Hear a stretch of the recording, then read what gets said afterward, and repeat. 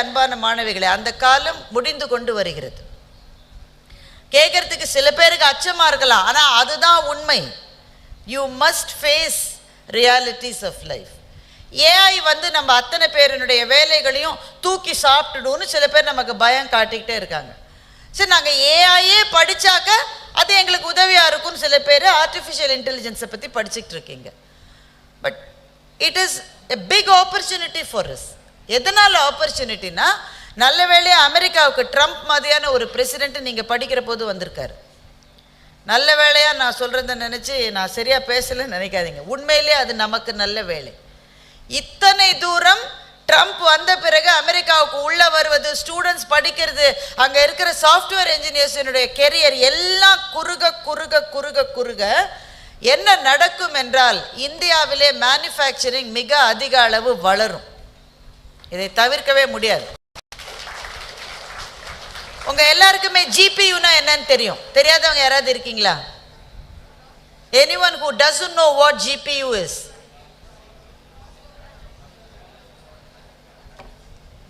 தெரியும்னு நினைக்கிறேன். கிளாஸில் நான் கூட அப்படி தான் இருப்பேன்.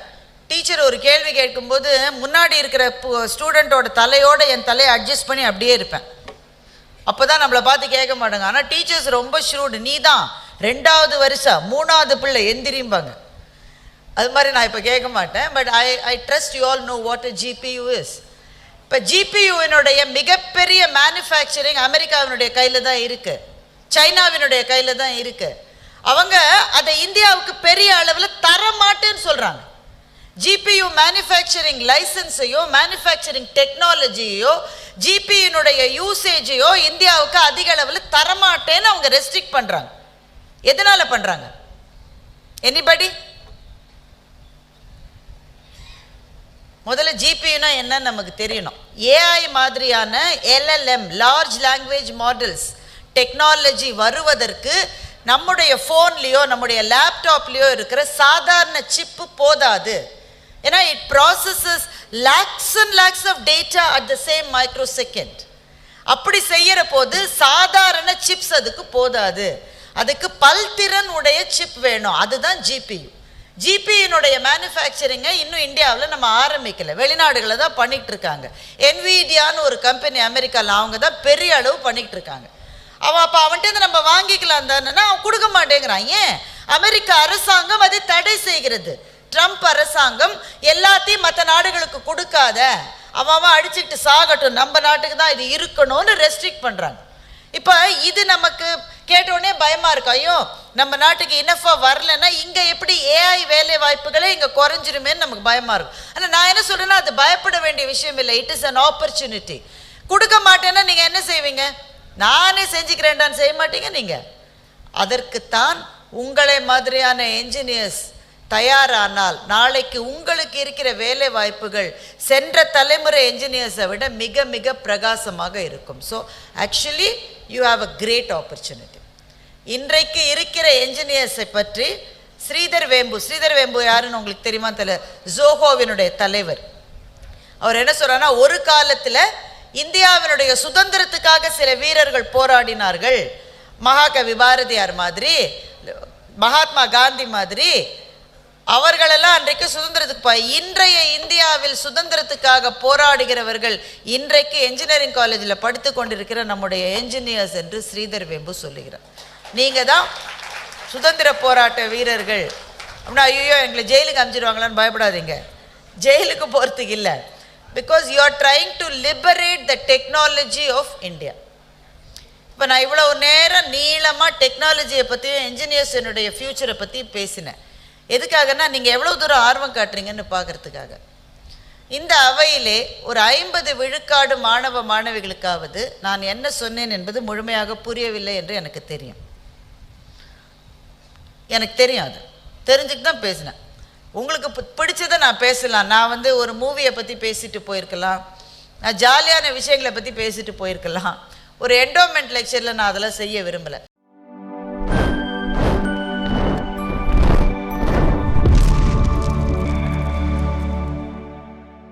பிப்ரவரி மாதம் படிக்க ஆரம்பித்து +2 எழுதி தான் எனக்கு அண்ணா யூனிவர்சிட்டியில் ஏசி காலேஜ் ஆஃப் இன்ஜினியரிங்கில் அட்மிஷன் கிடச்சிது.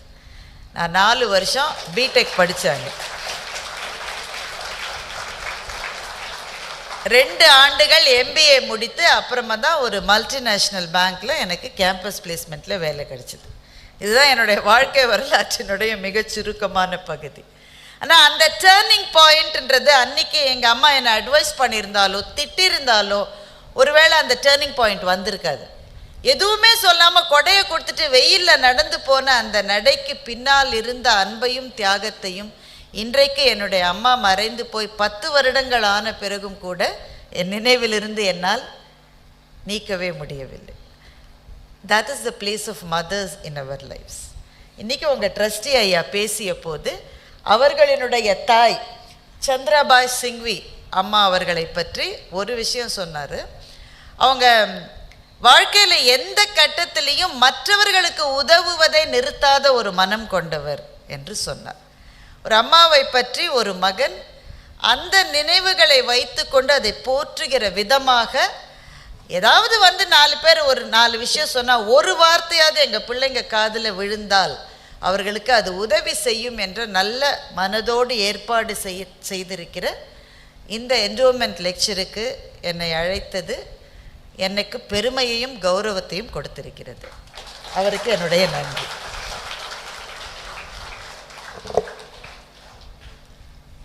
வாழ்க்கையில் என்ஜினியராக இருக்கிற உங்களுடைய தலைமுறை அதை பற்றி தான் இன்றைக்கி நான் பேசலான்னு இருக்கேன். செகண்ட் இயர் தேர்ட் இயர்லாம் இருக்காங்களா? ஃபஸ்ட் இயர் மட்டும்? ஃபஸ்ட் அண்ட் தேர்ட் இயர்ஸ் இருக்காங்க. சரி, இப்போ தேர்ட் இயர் முடிக்கிற சமயத்திலிருந்தே பிளேஸ்மெண்ட்டை பற்றின பேச்சுகள் சிந்தனைகள் எல்லாமே ஆரம்பிச்சிடும் உங்களுக்கு. So the biggest question before us today is, when AI comes and takes us over, what's going to happen to our job opportunities? இது ஒரு பெரிய கேள்வி.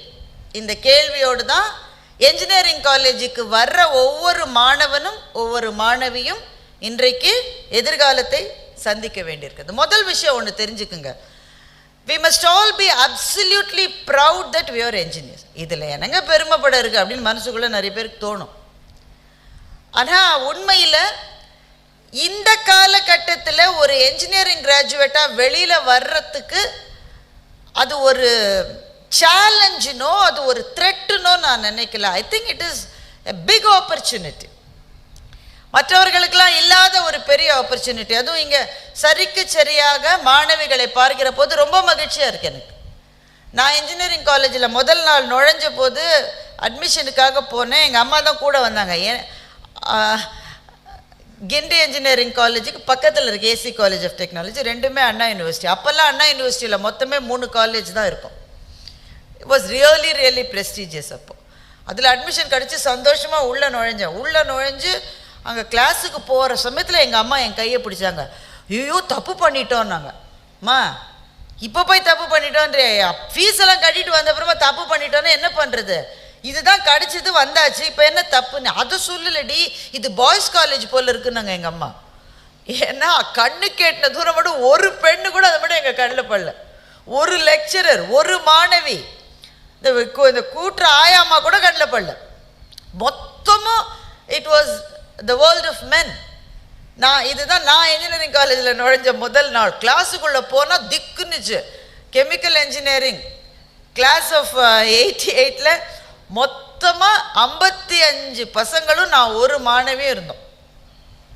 எனக்கு சந்தோஷப்படுறதா வருத்தப்படுறதான்னு தெரியல. அதுக்கப்புறமா செகண்ட் லிஸ்ட் வந்தப்புறம் இன்னும் 4 கேர்ள்ஸ் வந்தாங்க. So 5 girls and 55 boys. இதுதான் அன்றைக்கி இருந்த ப்ரொப்போர்ஷன். இதுதான் எல்லாத்துலேயும் இருக்கும். கிட்டத்தட்ட கம்ப்யூட்டர் சயின்ஸ் ஈஸி தவிர பாக்கி எல்லாத்துலேயுமே இப்படி தான் இருக்கும். மெக்கானிக்கல் சிவில்லாம் போனால் ஒரு மாணவி கண்ணில் படவே மாட்டாங்க. ஆனால் இன்றைக்கு எல்லா டிசிப்ளின்ஸ்லையும் மாணவர்களுக்கு சரி நிகர் சமானமாக மாணவிகளும் இருப்பது என்பது ஒரு பெரிய ஆப்பர்ச்சுனிட்டி.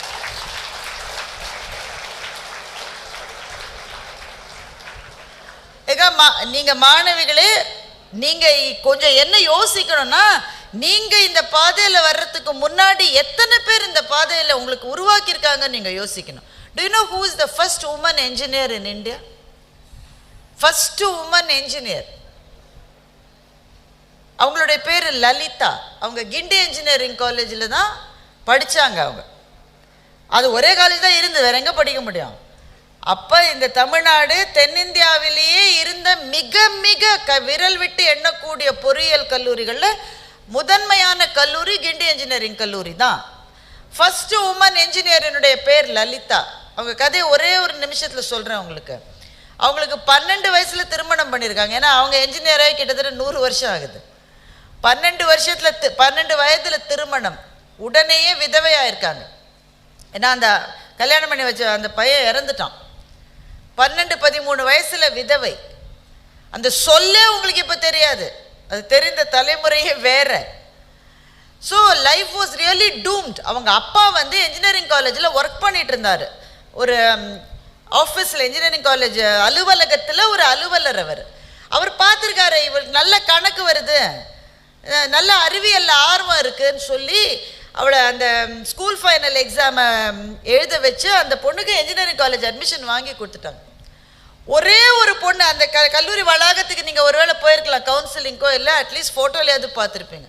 அத்தனை பிரம்மாண்டமான 100 ஏக்கர் கொண்ட ஒரு கல்லூரி வளாகத்திலே ஒரே ஒரு பெண்ணு அவங்க தான். அதே மாதிரி தான் டாக்டர் முத்துலட்சுமி ரெட்டியை பற்றி நீங்கள் கேள்விப்பட்டிருப்பீங்க. அவங்க மெட்ராஸ் மெடிக்கல் காலேஜில் படிக்க போனப்போ மொத்த கல்லூரி வளாகத்தில் ஒரே பெண்ணு அவங்க தான். இப்படி போய் தான் பெண்கள் தங்களுக்கான பாதையை அமைத்து கொண்டார்கள். உண்மையில் அந்த பாதை அமைவதற்கு ஆண்களும் நிறைய உதவி செய்தார்கள். அதையும் நம்ம மறந்துடக்கூடாது.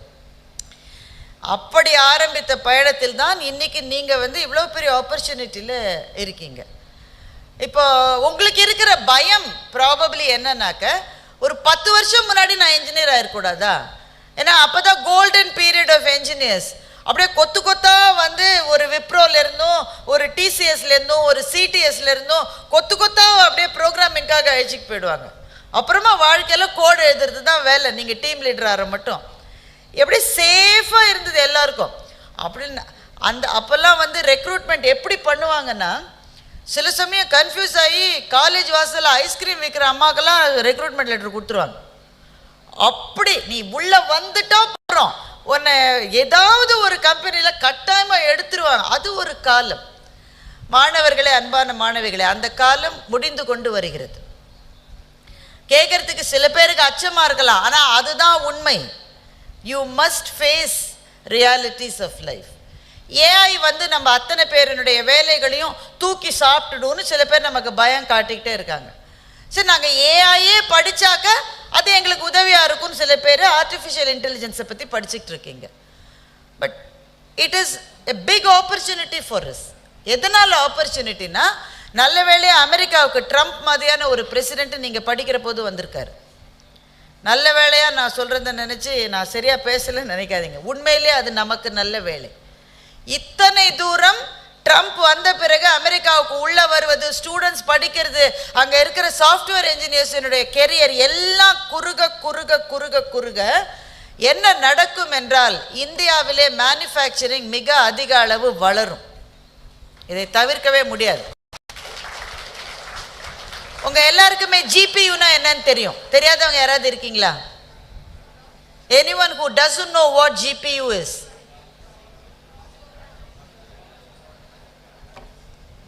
தெரியும்னு நினைக்கிறேன். கிளாஸில் நான் கூட அப்படி தான் இருப்பேன். டீச்சர் ஒரு கேள்வி கேட்கும்போது முன்னாடி இருக்கிற ஸ்டூடெண்ட்டோட தலையோட என் தலையை அட்ஜஸ்ட் பண்ணி அப்படியே இருப்பேன்.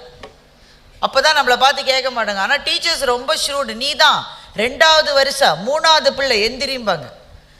அது மாதிரி நான் இப்போ கேட்க மாட்டேன். But I trust you all know what a GPU is. இப்போ ஜிபியூவினுடைய மிகப்பெரிய மேனுஃபேக்சரிங் அமெரிக்காவினுடைய கையில் தான் இருக்குது, சைனாவினுடைய கையில் தான் இருக்குது. அவங்க அதை இந்தியாவுக்கு பெரிய அளவில் தர மாட்டேன்னு சொல்கிறாங்க. ஜிபியூ மேனுஃபேக்சரிங் லைசன்ஸையோ மேனுஃபேக்சரிங் டெக்னாலஜியோ ஜிபியூனுடைய யூசேஜையோ இந்தியாவுக்கு அதிக அளவில் தரமாட்டேன்னு அவங்க ரெஸ்ட்ரிக்ட் பண்ணுறாங்க.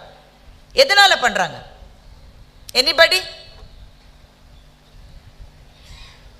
முதல்ல ஜிபியூனா என்னன்னு நமக்கு தெரியணும்.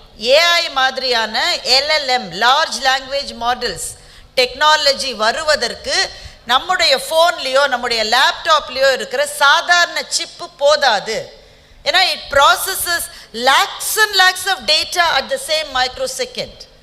அப்படி செய்யற போது சாதாரண சிப்ஸ் அதுக்கு போதாது, அதுக்கு பல்திறன் உடைய சிப் வேணும். அதுதான் ஜிபியு. ஜிபியினுடைய மேனுஃபேக்சரிங்கை இன்னும் இந்தியாவில் நம்ம ஆரம்பிக்கல, வெளிநாடுகளில் தான் பண்ணிகிட்டு இருக்காங்க. என்விடியான்னு ஒரு கம்பெனி அமெரிக்காவில், அவங்க தான் பெரிய அளவு பண்ணிகிட்டு இருக்காங்க. அவன் அப்போ அவன்கிட்ட நம்ம வாங்கிக்கலாம் தானேன்னா அவன் கொடுக்க மாட்டேங்கிறான். ஏன்? அமெரிக்க அரசாங்கம் அதை தடை செய்கிறது. ட்ரம்ப் அரசாங்கம் எல்லாத்தையும் மற்ற நாடுகளுக்கு கொடுக்காத, அவன் அடிச்சுக்கிட்டு சாகட்டும், நம்ம நாட்டுக்கு தான் இது இருக்கணும்னு ரெஸ்ட்ரிக்ட் பண்ணுறாங்க. இப்போ இது நமக்கு கேட்டோடனே பயமாக இருக்கும், ஐயோ நம்ம நாட்டுக்கு இனஃபாக வரலன்னா இங்கே எப்படி ஏஐ வேலை வாய்ப்புகளே இங்கே குறைஞ்சிருமேன்னு நமக்கு பயமாக இருக்கும். ஆனால் நான் என்ன சொல்கிறேன்னா, அது பயப்பட வேண்டிய விஷயம் இல்லை. It is an opportunity. கொடுக்க மாட்டேன்னா நீங்கள் என்ன செய்வீங்க? நானே செஞ்சுக்கிறேன்டான்னு செய்ய மாட்டீங்க நீங்கள். அதற்குத்தான் உங்களை மாதிரியான என்ஜினியர்ஸ் தயாரானால் நாளைக்கு உங்களுக்கு இருக்கிற வேலை வாய்ப்புகள் சென்ற தலைமுறை என்ஜினியர்ஸை விட மிக மிக பிரகாசமாக இருக்கும். So actually you have a great opportunity. இன்றைக்கு இருக்கிற என்ஜினியர்ஸை பற்றி ஸ்ரீதர் வேம்பு யாருன்னு உங்களுக்கு தெரியுமா தெரியல, ஜோஹோவினுடைய தலைவர். அவர் என்ன சொல்றாருன்னா, ஒரு காலத்தில் இந்தியாவினுடைய சுதந்திரத்துக்காக சில வீரர்கள் போராடினார்கள், மகாகவி பாரதியார் மாதிரி, மகாத்மா காந்தி மாதிரி. அவர்களெல்லாம் அன்றைக்கு சுதந்திரத்துக்கு இன்றைய இந்தியாவில் சுதந்திரத்துக்காக போராடுகிறவர்கள் இன்றைக்கு என்ஜினியரிங் காலேஜில் படித்து கொண்டிருக்கிற நம்முடைய என்ஜினியர்ஸ் என்று ஸ்ரீதர் வேம்பு சொல்லுகிறார். நீங்கள் தான் சுதந்திர போராட்ட வீரர்கள் அப்படின்னா ஐயோ எங்களை ஜெயிலுக்கு அனுப்பிச்சிடுவாங்களான்னு பயப்படாதீங்க. ஜெயிலுக்கு போகிறதுக்கு இல்லை. Because you are trying to liberate the technology of India. இப்போ நான் இவ்வளோ நேரம் நீளமாக டெக்னாலஜியை பற்றியும் என்ஜினியர்ஸினுடைய ஃப்யூச்சரை பற்றியும் பேசினேன். எதுக்காகனா, நீங்கள் எவ்வளோ தூரம் ஆர்வம் காட்டுறீங்கன்னு பார்க்குறதுக்காக. இந்த அவையிலே ஒரு 50 விழுக்காடு மாணவ மாணவிகளுக்காவது நான் என்ன சொன்னேன் என்பது முழுமையாக புரியவில்லை என்று எனக்கு தெரியும். அது தெரிஞ்சுட்டு தான் பேசினேன். உங்களுக்கு பிடிச்சதை நான் பேசலாம். நான் ஒரு மூவியை பற்றி பேசிட்டு போயிருக்கலாம், நான் ஜாலியான விஷயங்களை பற்றி பேசிட்டு போயிருக்கலாம். ஒரு என்டோமெண்ட் லெக்சரில் நான் அதெல்லாம் செய்ய விரும்பலை. இப்போ நான் பேசினது ஒருவேளை உங்களுக்கு புரிஞ்சிருந்ததுன்னா சரி, இதில் ஒரு ஆப்பர்ச்சுனிட்டி இருக்குன்னு அந்த மேடம் சொன்னாங்களே, அப்போ நாளைக்கு என்னுடைய வேலைக்காக இங்கே பிளேஸ்மெண்ட்டுக்கு வர யாரோ ஒருத்தரை மாத்திரமே நம்பிக்கிட்டு இருக்காம இந்த ஏஐ என்ற துறையிலே அல்லது இந்த ஜிபியு மாதிரியான சிப் அந்த மாதிரியான துறைகளில் வேற ஏதாவது துறையில் ஆப்பர்ச்சுனிட்டிஸ் இருக்கான்னு தேடி பார்க்கலான்னு உங்களை யாராவது ஒரு 10 மாணவர்களோ மாணவிகளோ முயற்சி செய்தால் கூட இந்த என்டோமெண்ட் லெக்சருக்கான பலன் அதுதான் என்று நான் நினைக்கின்றேன். இப்போ நான் பேசுறது புரியாமல் ஒருவேளை எஸ்பெஷலி ஃபர்ஸ்ட் இயர் ஸ்டூடெண்ட்ஸ் ஒருவேளை இருக்கலாம், ஐயோ என்ன சொன்னாங்கன்னே புரியல. அது புரியலன்னா ஆமாம் இதெல்லாம் தெரிஞ்சுக்கிட்டு அப்படி பாதி பேர் இருப்பாங்க.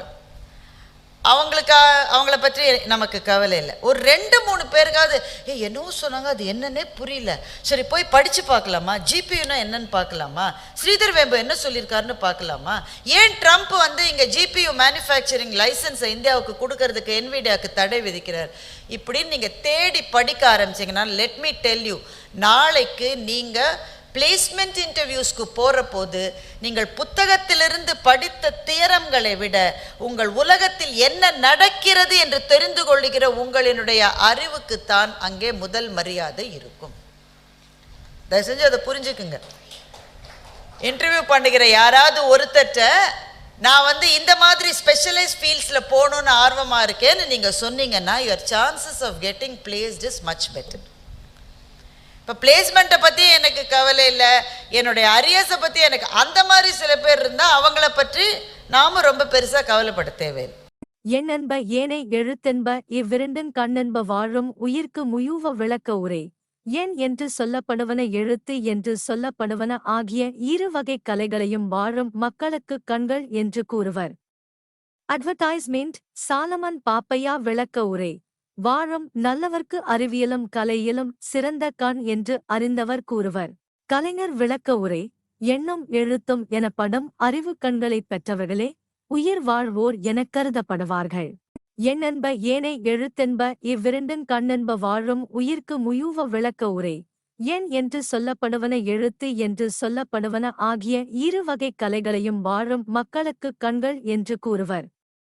அட்வர்டைஸ்மெண்ட் சாலமன் பாப்பையா விளக்க உரை.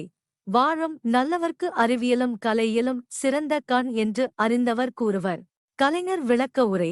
எண்ணும் எழுத்தும் எனப்படும் அறிவுக் கண்களைப் பெற்றவர்களே உயிர் வாழ்வோர் எனக் கருதப்படுவார்கள். எண்ணென்ப ஏனை எழுத்தென்ப இவ்விரண்டின் கண்ணென்ப வாழும் உயிர்க்கு முயூவ விளக்க உரை. எண் என்று சொல்லப்படுவன எழுத்து என்று சொல்லப்படுவன ஆகிய இரு வகைக் கலைகளையும் வாழும் மக்களுக்குக் கண்கள் என்று கூறுவர். அட்வர்டைஸ்மெண்ட். சாலமன் பாப்பையா விளக்க உரை. வாழும் நல்லவர்க்கு அறிவியலும் கலையிலும் சிறந்த கண் என்று அறிந்தவர் கூறுவர். கலைஞர் விளக்க உரை. எண்ணும் எழுத்தும் எனப்படும் அறிவுக் கண்களைப் பெற்றவர்களே உயிர் வாழ்வோர் எனக் கருதப்படுவார்கள். எண்ணென்ப ஏனை எழுத்தென்ப இவ்விரண்டின் கண்ணென்ப வாழும் உயிர்க்கு முயூவ விளக்க உரை. எண் என்று சொல்லப்படுவன எழுத்து என்று சொல்லப்படுவன ஆகிய இரு வகைக் கலைகளையும் வாழும் மக்களுக்குக் கண்கள் என்று கூறுவர். அட்வர்டைஸ்மெண்ட். சாலமன் பாப்பையா விளக்க உரை. வாழும் நல்லவர்க்கு அறிவியலும் கலையிலும் சிறந்த கண் என்று அறிந்தவர் கூறுவர். கலைஞர் விளக்க உரை. எண்ணும் எழுத்தும் எனப்படும் அறிவுக் கண்களைப் பெற்றவர்களே உயிர் வாழ்வோர் எனக் கருதப்படுவார்கள். எண்ணென்ப ஏனை எழுத்தென்ப இவ்விரண்டின் கண்ணென்ப வாழும் உயிர்க்கு முயூவ விளக்க உரை. எண் என்று சொல்லப்படுவன எழுத்து என்று சொல்லப்படுவன ஆகிய இரு வகைக் கலைகளையும் வாழும் மக்களுக்குக் கண்கள் என்று கூறுவர். அட்வர்டைஸ்மெண்ட். சாலமன் பாப்பையா விளக்க உரை. வாழும் நல்லவர்க்கு அறிவியலும் கலையிலும் சிறந்த கண் என்று அறிந்தவர் கூறுவர். கலைஞர் விளக்க உரை. எண்ணும் எழுத்தும் எனப்படும் அறிவுக் கண்களைப் பெற்றவர்களே உயிர் வாழ்வோர் எனக் கருதப்படுவார்கள். எண்ணென்ப ஏனை எழுத்தென்ப இவ்விரண்டின் கண்ணென்ப வாழும் உயிர்க்கு முயூவ விளக்க உரை. எண் என்று சொல்லப்படுவன எழுத்து என்று சொல்லப்படுவன ஆகிய இரு வகைக் கலைகளையும் வாழும் மக்களுக்குக் கண்கள் என்று கூறுவர். அட்வர்டைஸ்மெண்ட். சாலமன் பாப்பையா விளக்க உரை. வாழும் நல்லவர்க்கு அறிவியலும் கலையிலும் சிறந்த கண் என்று அறிந்தவர் கூறுவர். கலைஞர் விளக்க உரை. எண்ணும் எழுத்தும் எனப்படும் அறிவுக் கண்களைப் பெற்றவர்களே உயிர் வாழ்வோர் எனக் கருதப்படுவார்கள். எண்ணென்ப ஏனை எழுத்தென்ப இவ்விரண்டின் கண்ணென்ப வாழும் உயிர்க்கு முயூவ விளக்க உரை. எண் என்று சொல்லப்படுவன எழுத்து என்று சொல்லப்படுவன ஆகிய இரு வகைக் கலைகளையும் வாழும் மக்களுக்குக் கண்கள் என்று கூறுவர். அட்வர்டைஸ்மெண்ட். சாலமன் பாப்பையா விளக்க உரை. வாழும் நல்லவர்க்கு அறிவியலும் கலையிலும் சிறந்த கண் என்று அறிந்தவர் கூறுவர். கலைஞர் விளக்க உரை. எண்ணும் எழுத்தும் எனப்படும் அறிவுக் கண்களைப் பெற்றவர்களே உயிர் வாழ்வோர் எனக் கருதப்படுவார்கள். எண்ணென்ப ஏனை எழுத்தென்ப இவ்விரண்டின் கண்ணென்ப வாழும் உயிர்க்கு முயூவ விளக்க உரை. எண் என்று சொல்லப்படுவன எழுத்து என்று சொல்லப்படுவன ஆகிய இரு வகைக் கலைகளையும் வாழும் மக்களுக்குக் கண்கள் என்று கூறுவர். அட்வர்டைஸ்மெண்ட். சாலமன் பாப்பையா விளக்க உரை. வாழும் நல்லவர்க்கு அறிவியலும் கலையிலும் சிறந்த கண் என்று அறிந்தவர் கூறுவர். கலைஞர் விளக்க உரை. எண்ணும் எழுத்தும் எனப்படும் அறிவுக் கண்களைப் பெற்றவர்களே உயிர் வாழ்வோர் எனக் கருதப்படுவார்கள். எண்ணென்ப ஏனை எழுத்தென்ப இவ்விரண்டின் கண்ணென்ப வாழும் உயிர்க்கு முயூவ விளக்க உரை. எண் என்று சொல்லப்படுவன எழுத்து என்று சொல்லப்படுவன ஆகிய இரு வகைக் கலைகளையும் வாழும் மக்களுக்குக் கண்கள் என்று கூறுவர். அட்வர்டைஸ்மெண்ட். சாலமன் பாப்பையா விளக்க உரை. வாழும் நல்லவர்க்கு அறிவியலும் கலையிலும் சிறந்த கண் என்று அறிந்தவர் கூறுவர். கலைஞர் விளக்க உரை. எண்ணும் எழுத்தும் எனப்படும் அறிவுக் கண்களைப் பெற்றவர்களே உயிர் வாழ்வோர் எனக் கருதப்படுவார்கள். எண்ணென்ப ஏனை எழுத்தென்ப இவ்விரண்டின் கண்ணென்ப வாழும் உயிர்க்கு முயூவ விளக்க உரை. எண் என்று சொல்லப்படுவன எழுத்து என்று சொல்லப்படுவன ஆகிய இரு வகைக் கலைகளையும் வாழும் மக்களுக்குக் கண்கள் என்று கூறுவர். அட்வர்டைஸ்மெண்ட். சாலமன் பாப்பையா விளக்க உரை. வாழும் நல்லவர்க்கு அறிவியலும் கலையிலும் சிறந்த கண் என்று அறிந்தவர் கூறுவர். கலைஞர் விளக்க உரை. எண்ணும் எழுத்தும் எனப்படும் அறிவுக் கண்களைப் பெற்றவர்களே உயிர் வாழ்வோர் எனக் கருதப்படுவார்கள். எண்ணென்ப ஏனை எழுத்தென்ப இவ்விரண்டின் கண்ணென்ப வாழும் உயிர்க்கு முயூவ விளக்க உரை. எண் என்று சொல்லப்படுவன எழுத்து என்று சொல்லப்படுவன ஆகிய இரு வகைக் கலைகளையும் வாழும் மக்களுக்குக் கண்கள் என்று கூறுவர். அட்வர்டைஸ்மெண்ட். சாலமன் பாப்பையா விளக்க உரை. வாழும் நல்லவர்க்கு அறிவியலும் கலையிலும் சிறந்த கண் என்று அறிந்தவர் கூறுவர். கலைஞர் விளக்க உரை. எண்ணும் எழுத்தும் எனப்படும் அறிவுக் கண்களைப் பெற்றவர்களே உயிர் வாழ்வோர் எனக் கருதப்படுவார்கள். எண்ணென்ப ஏனை எழுத்தென்ப இவ்விரண்டின் கண்ணென்ப வாழும் உயிர்க்கு முயூவ விளக்க உரை.